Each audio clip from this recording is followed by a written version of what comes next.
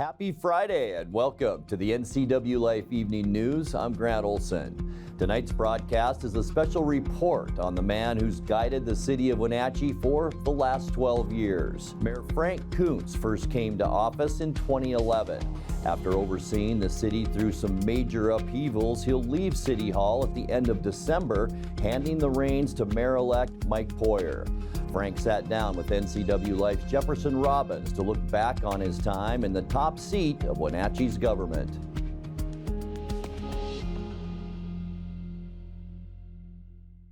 What was the state of Wenatchee when you took office? You were elected in 2011 for the first time. It was very interesting. Obviously, we had built the Town Toyota Center. We had some really tough financial issues.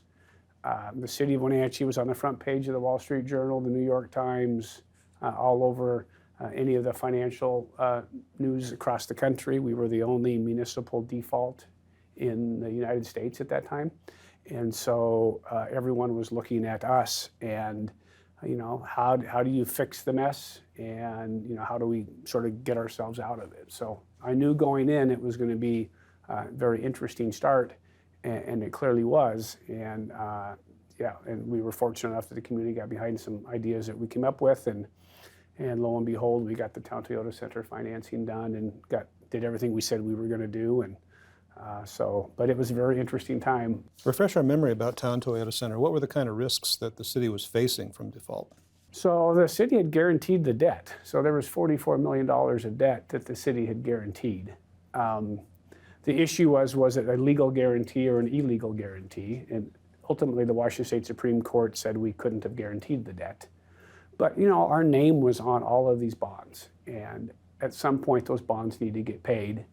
And so it was, we had a Securities and Exchange Commission investigation. We were dealing with, filing lawsuits against Global Entertainment and Piper Jaffray and Foster Pepper. I mean, we were just trying to juggle as many things as we can while, keeping the building open and operating, keeping the Wenatchee Wild going, and then trying to get in a place where the voters would support a tax increase to help pay for the building. And we were able to do all of that, but it was, I don't know any mayor that ever went to work on day one and had an SEC investigation, a municipal default, and trying to run the day-to-day operations of a city all at the same time. It was quite a time. You had spent time on the city council before you were elected mayor, and it seems like maybe you had seen some danger signs concerning Town Toyota Center. You were one of the votes against construction proceeding in 2007. Yeah, it was an interesting time, and I think like anything that you see, you have to look at the entire picture. So the first version of the Town Toyota Center they brought us was a 6,000-seat arena. It could hold actually 2 basketball courts or 2 volleyball courts, so you could host state tournaments. And I think the cost was $28 million or something. And I was in favor of that. I thought the 28 was a number that we could handle based on the economics at the time. And then, of course, that arena, not only did it go from a 6,000-seat arena to a 4,000-seat arena, it also got reduced in size, so you couldn't have the 2 courts, so you couldn't host state tournaments, and the cost went from 28 to 44 million. It didn't go there directly. There was a couple iterations that got there, but like any business person, you go, hey, I'm going to go build my new commercial building, and it's going to be whatever, and it costs this much. And when you get to the end of the day, you go, oh, it's going to be smaller than that and cost way more. You got to stop and make a decision.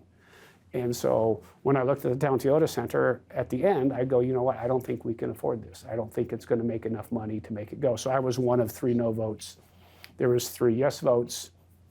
A person abstained, and so we went to the mayor at that point to cast the tying vote, and Mayor Johnson at the time voted yes, so we moved forward.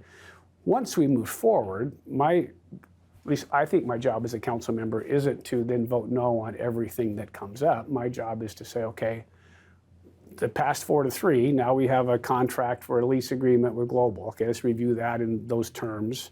And so I voted, yes on some of the agreements, but again, the choice as to whether we should build it or not and could we afford it, the answer was no, we couldn't, and that's the reason I voted the way I did. Yeah, it was ironically 4 years later, I'm trying to save it. It's already built, right? And now we basically have a financing problem, and my job was to try to figure out how to get through the financing issues. Do you look at it now? Is it possible to remember the skyline of Wenatchee without it? It seems like it's kind of a central point in our community culture now. It is a central point in our community culture, and when you think about during COVID, that was where all the food distribution took place. What would we have done without that? That was the regional vaccination center. What would we have done without that? So when you think about some of the things that have taken place in the meantime, and understanding how great it is to have a facility like that for those occasions, quite frankly, we're lucky that we have it. But you never would have predicted that 12 years ago or 16 years ago or whatever. But watching it operate, watching people have fun, and watching it during the time of COVID, we're pretty lucky to have a facility like that. As Chelan's premier lifestyle store, Willow, find unique home decor, clothing, jewelry, and more. Come visit for a welcoming and memorable shopping experience. Deepwater Electronics is your one-stop shop for the latest in TV and sound technology. Whether you build your home theater or let them do it for you, Deepwater Electronics is the clear choice. The switch is on to T-Mobile. Get the best 5G experience and the customer service you depend on. Only at Chelan Wireless in downtown Chelan.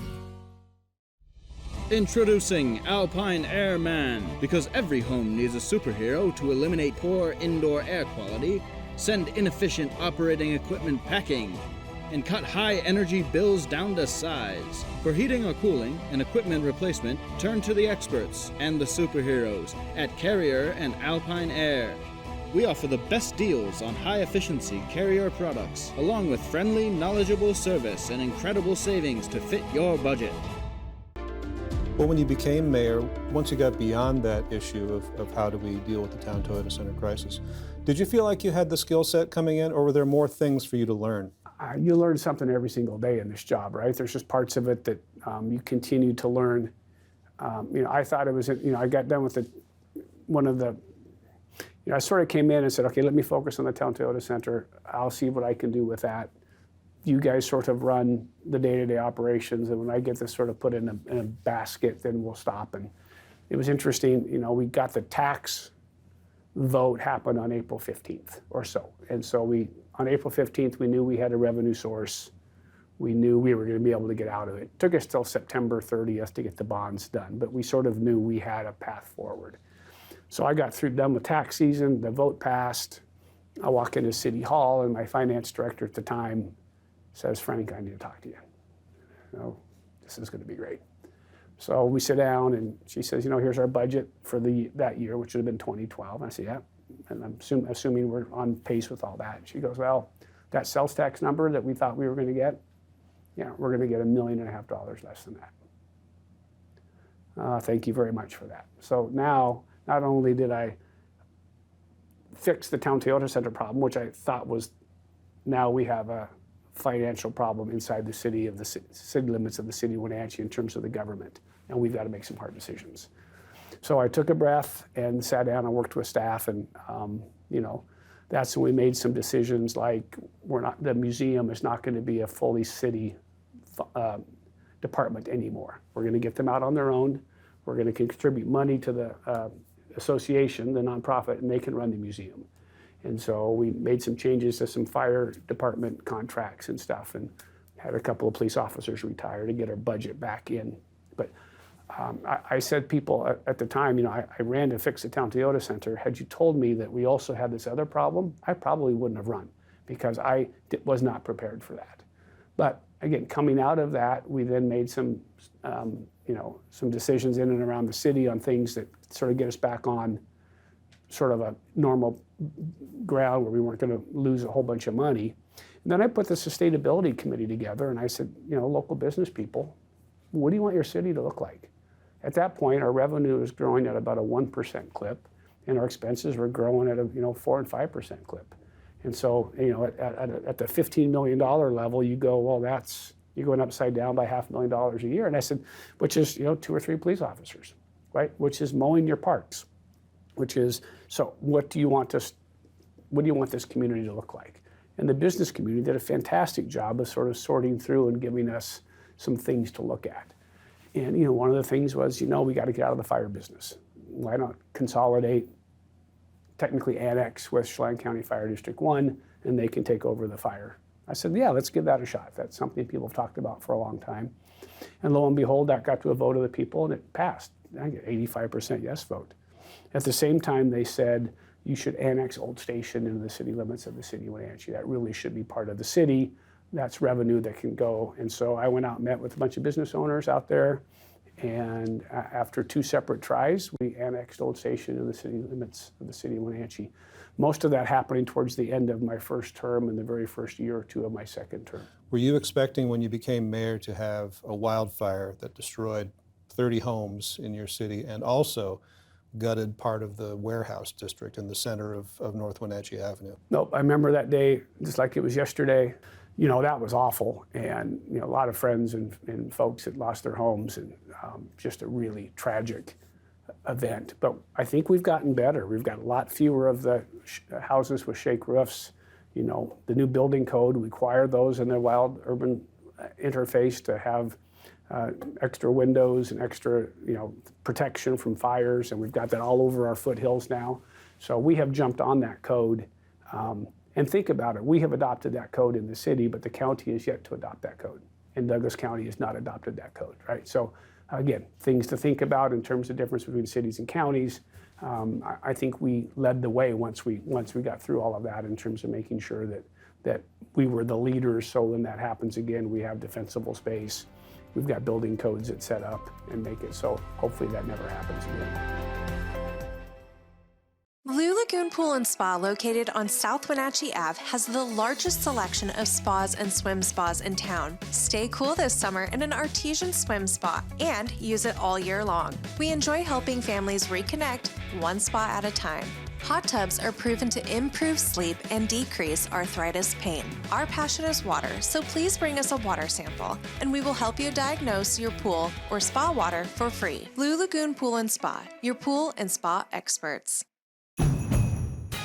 Whatever the holidays mean to you, get the most out of them in a new Honda. Whether it's taking in the lights with all your friends in a spacious Accord, or taking in a snow day in a rugged CRV. Your holiday adventure awaits with a new Honda during Happy Honda Days. Buy online, reserve from select dealers, or visit your local Honda dealer today. We know that traffic tends to get coagulated on the north end of Wenatchee. We also have seen what happens when one bridge or the other gets blocked, even temporarily. We Last see that, weekend, yeah, a couple days ago, yeah. We see it like every 2 or 3 weeks, I think. But in the case of Confluence Parkway, we also see when more lanes and bridges get built, more traffic goes onto those lanes and bridges. So is Confluence Parkway really the solution for those problems? So if you were to say, Jefferson, if you build Confluence Parkway, there'll be no more congestion on North Wenatchee Avenue, okay? That's not gonna happen, right? What the projections have all showed is Confluence Parkway is roughly 45,000 cars a day, and in 10 years it'll be 50,000 cars a day, and in 15 years it'll be 60,000 cars a day, right? So you can imagine adding a third more traffic to North Wenatchee Avenue and not having any additional lanes, right? So these lanes will help, right? But it's not going to fix the problem, and it's going to make it easier for folks to get in and out of town.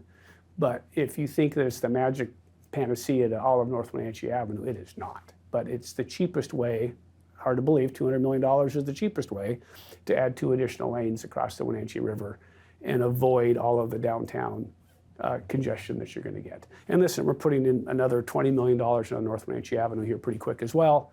You can start to see what that looks like with what we did in front of the old WashDOT building, where you've got the curb, tree plantings, wider sidewalk, right? Most of North Wenatchee Avenue will look like that 20 years from now. It'll have a better pedestrian feel. There'll be medians down the middle where you can't make left-hand turns. There'll be U-turns at all the intersections. And you'll have that first one by June of next year when we finish the McKittrick Street interchange, get the traffic signals in, and get the median strips in. That is what that was going to look like. And that will also help with congestion because you won't have as many folks trying to make left-hand turns. I think I was telling someone the other day, the thing that I regret probably the most is, I'm sort of a fixer, right? You call me, you want your pothole fixed, I could probably get that done tomorrow, right? Or the next day. Or if there's something going on, we can get a police department guy on speeding cars. And there's stuff that we can do that we can control. I can't control the homeless issue. I can't control the fentanyl issue very well. Some of the mental health issues. These are sort of nationwide issues. They're not limited to Wenatchee. And I told someone the other day, I said, the reason I didn't run again was probably those issues, right? Because I want to fix stuff, and this is stuff that's really difficult to fix. You can work on the edges and try to make it better, but I can't fix it like I can fix your pothole. And this gentleman looked at me and said, well, Frank, it's not your fault. This just happens everywhere. And I said, that doesn't change it for me. It's not a question of whose fault it is. The community doesn't care whose fault it is. The community wants it fixed.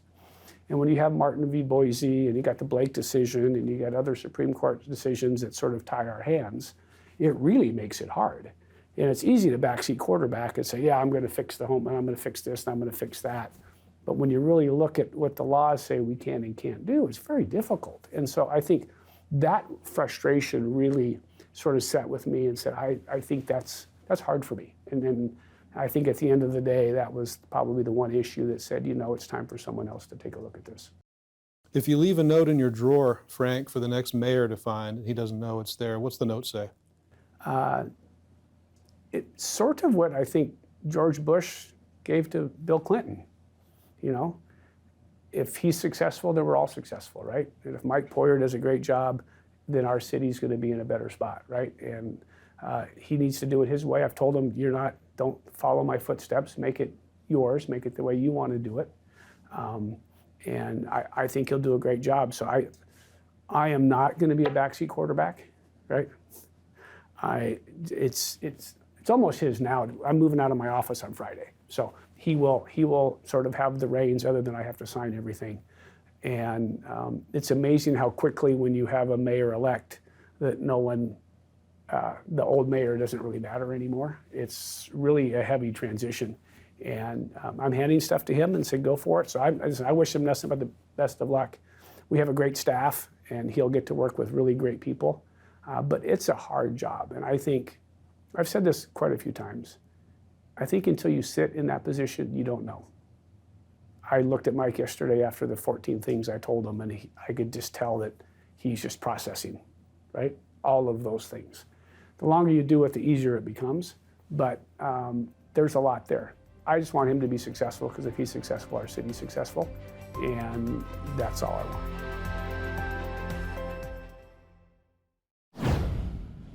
Time now for a check of your North Central Washington weather forecast. Hope you all had a great Thanksgiving yesterday. Boy, no complaints weather-wise, that's for sure. Lots of sunshine out there and very mild temperatures. Not quite as warm today, but we had plenty of blue sky as we look at our Billy Goat Sky-Fi Tower camera up in Okanagan County. Here's Pateras, and that's where the Methow River joins the Columbia River, and of course Brewster in the middle of your screen. All of us, just a beautiful day. And the good news is, if you're traveling back home from Thanksgiving, it looks great. Both Snoqualmie and Stevens Pass, no travel impacts for today if you're leaving tonight, or Saturday or Sunday. And if you're traveling east, no problem either. Lookout Pass looking good right through Sunday. So been a pretty good travel Thanksgiving holiday, that's for sure. And as we move into the rest of our weekend and the first part of next week, this is what's called a persistence forecast, which means not much is going to change for about the next 5 to 6 days. Very stable weather conditions, and as I mentioned, a persistent inversion, which means we could see a little bit of that haze as we get into next week, and some morning fog definitely a possibility too. We'll get to all that in a second. But high temperature today, a little bit above normal. 43 our unofficial high. 40 is where we should be for this time of year, and 64 degrees our record. And boy, we're going way back for that one, to 1959. 27 this morning. 29 is our normal low temperature, but check out our record low, our first below zero record of the fall, 5 below, and that was in that very cold fall/winter of 1985. Sunrise 7:18, and the sun set this afternoon at 4:17. All right, let's get you into those temperatures as we head into the upcoming weekend. A little cooler, and that'll be the trend moving forward. 38 for Moses Lake and Ephrata, 39 for Quincy, and 40 degrees the high temperature temperature in Wenatchee tomorrow. We'll see that up Highway 97, Omak at 41, Leavenworth and Cashmere tomorrow with the high temperature expected around 40 degrees at 39. All right, tonight we can expect mostly clear skies. Large area of high pressure is really keeping our skies clear, but it's also bringing that colder air down from Canada, and that's why we will cool down beginning tomorrow. Chilly temperatures tonight, once again in the 20s. For Saturday, a beautiful weekend ahead, sunny and seasonal. We will see highs right where we should see them for this time of year. Tomorrow at 40 degrees, and we're going to see lots of sunshine kicking off our weekend. For Sunday, pretty much the same. High pressure ridge goes all the way up into British Columbia. We'll see a little bit of fog possibly in the morning Sunday, mostly sunny in the afternoon. Once again, ending our weekend in the upper 30s for high temperatures. Now kicking off our next work week, persistence. Remember that. Not much is going to change. Morning fog, mostly sunny in the afternoon. High temperatures Monday again in those upper 30s, which will be about normal for this time of year. Getting into Tuesday, more of that morning fog, and it'll be freezing fog. So each morning as you head out the door, be careful of that. High temperatures near 40 with lots of sunshine by Tuesday afternoon. Getting into midweek Wednesday, we expect more of that morning fog and more clouds too. A bit of a trough of low pressure is beginning to form, and that will move over us Wednesday night. We'll see highs in the mid to upper 30s on Wednesday, so about 37 for the high. Bye-bye November as we get you into Thursday next week, our final day of November, and here's that area of low pressure. It'll bring a lot of clouds through the Pacific Northwest on Thursday. We'll see high temperatures in the mid to upper 30s rather, and then as we get into the next weekend, it looks like we could see our first snowfall of the season, and we'll talk more about that when we get together early next week. All right, your 7-day forecast, about 24 degrees overnight tonight with all those clear skies. Going to get chilly. 40 for Saturday, 39 on Sunday.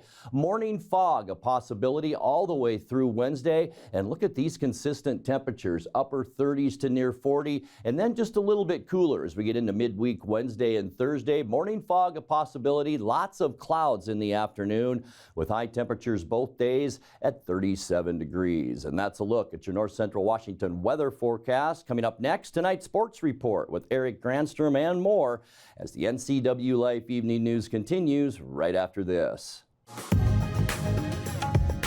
In Digital Media Arts program, we learn about video production gear and editing by the combination of class projects and nonprofit work and employment. It makes things happen. Yeah. It's pretty magical. We work in the industry at the Wenatchee Road, NCWLIFE channel, and the Town Toyota Center events. Every day we work with industry standard equipment for a hands-on learning experience. Now there are even more reasons to meet at the Pybus Market. Outdoor dining and tastings, the fabulous Farmers Market, Saturday artisans on the concourse, and your favorites all week long. No matter the reason, it's always time to meet at the Pybus Market. Pybus Market, where community meets. The Seahawks offense struggled for the fourth straight game, and Seattle fell to San Francisco last night 31-13. Seattle has scored just 3 offensive touchdowns in his last 4 games. Geno Smith, ineffective. 18 of 27 for 180 yards. He was sacked 6 times and threw an interception. Smith says he and the offense just need to work harder. You know, I still believe in the guys that we have. I still believe in our coaches. I still believe in the players. I think it's been a tough stretch for us, but I believe that things will turn around. And I think what we have to do is continue to work hard, if not work harder. There is no excuse for it. There is no words that I can say that will make it better. But what needs to be done is we need to work harder. We need to find a way. We got a lot of talent. We got a lot of good players on this offense, and we got the right coaches. And so we got to believe, we got to continue to stay consistent in our work, and then we just got to work harder and find a way. The 49ers built a 24-3 halftime lead. Jordan Brooks' pick 6 gave Seattle a spark in the third quarter, but the offense sputtered once again in the red zone. Coach Pete Carroll says they lost to a quality team, but it's just one game. This is a really difficult team to play when you give them stuff and give them the field position opportunities, and we don't make our first downs. And so it'd be hard for everybody against them. And tonight, so we saw what that was like. This is a tough stretch coming up for us. As challenging as it can get, and we got to clean it up. We cannot give our opponents the opportunity to have short fields and expect to get the kind of results we want. So, as always, the ball determines so much of it. The turnovers determine so much of it, and it's like the one for us almost did for us too. It kind of turns the whole feeling of the game around. So we go back to work. We got to get our stuff done. We got a really challenging game coming up next week, and we don't have any time but to get back to work and do stuff right. And coaches, players, everybody, all of us do. It starts with me. Christian McCaffrey was a one-man wrecking crew for San Francisco, scoring 2 rushing touchdowns, helping the Niners with 6 plays of 20 or more yards. Seattle heads for Dallas next Thursday at 5:15 on Prime Video. Pac-12 rivalry week gets underway tonight with number 16 Oregon State visiting number 6 Oregon at 7 o'clock on Fox. The 115th Apple Cup featuring Washington and Washington State is tomorrow at 1 at Husky Stadium. Husky coach Kalen DeBoer says he's always loved this time of year. It's Apple Cup week, so, a fun week for our guys. Great week when it comes to the tradition for our program and, of course, Washington State's program and this game that's happened with a lot of history. So proud of our guys from last weekend and finding a way to get number 11, and get a chance to be in the Pac-12 championship. And we got work to do this week. So it's going to be, it's fun playing on Thanksgiving. Whether it's a rivalry week or, when I was a small college coach, it was a playoff week, big playoff weekend. So a lot of special memories. Love playing at this time of the year, celebrating Thanksgiving and all that, but big weekend. Washington is ranked 4th in the country this week and is in line to play for the Pac-12 championship and possibly get into the National College Championship. Washington State coach Jake Dickert says, there's a lot of elements at play going into tomorrow's game. I guess what you would say storylines around this football game for both sides. And at the end of the day, whether there's a lot on the line or, we're both without any wins, it's who's going to effectively execute their responsibilities and control the emotions. And we got to go into a really tough environment and steal a win. And it's going to take our guys performing the way they're capable of doing it and playing with an effort and energy level that's going to rival our opponents. So it's going to be a tough matchup to go there and win, and our guys are going to be prepared and ready to do it. Both coaches said they're happy the rivalry will continue the next 5 years, even though the Pac-12 is disbanding after this season. Kickoff for the Apple Cup set for 1 o'clock tomorrow on Fox. It is the second round of the playoffs for 2 other teams in Washington. Whitworth plays at Wartburg in Iowa in the second round of the NCAA Division III playoffs. That's tomorrow morning at 10. Central Washington is in Minnesota to face Bemidji State in the second round of the NCAA Division II playoffs. Kickoff set for 11 o'clock in the morning on that one. Seattle Kraken will try to make it 2 wins in a row tonight in NHL play. After a 7-1 win blowout over San Jose Wednesday, the Kraken host the Vancouver Canucks tonight at Climate Pledge Arena. Puck set to drop at 7 o'clock on Root Sports Northwest. The Wenatchee Wild will try to win their 10th straight home game tonight in the Wolves' Den. Wenatchee has an incredible 10-1 record so far at home this season, 9 straight home wins as they host Spokane tonight at the Town Toyota Center. It's part of our NCW Community Toy Drive presented by Les Schwab. Bring a toy, get a free ticket to the game. Wenatchee Spokane drop the puck at 7 o'clock. For tickets, go to WenatcheeWildHockey.com. The WIAA State Football Playoffs reach the semifinals this weekend with 2 games here close to home. It'll be Lee Bofto Field of the Apple Bowl, the site for the 2B and 1B semifinals tomorrow afternoon. The action begins with undefeated Liberty Bell taking on Nia Bay at 1 o'clock. The Mountain Lions, a team without a league, trying to repeat as state 1B champions. That will be followed by undefeated Okanagan facing Northwest Christian out of Colbert, Washington. For the 2B semifinal kickoff on that one will kick off at 4 o'clock. That's a look at sports news. I'm Eric Granstrom. Have a happy Friday. And that will do it for our newscast tonight. For more news from around Central Washington, you can find us on Facebook or our website at NCWLIFE.com. And remember, if you see news happening, we'd like to hear from you. You can send us an email at news@NCWLIFE.com or give us a call at 888-6295. I'm Grant Olson. Thanks so much for being with us and have a great weekend.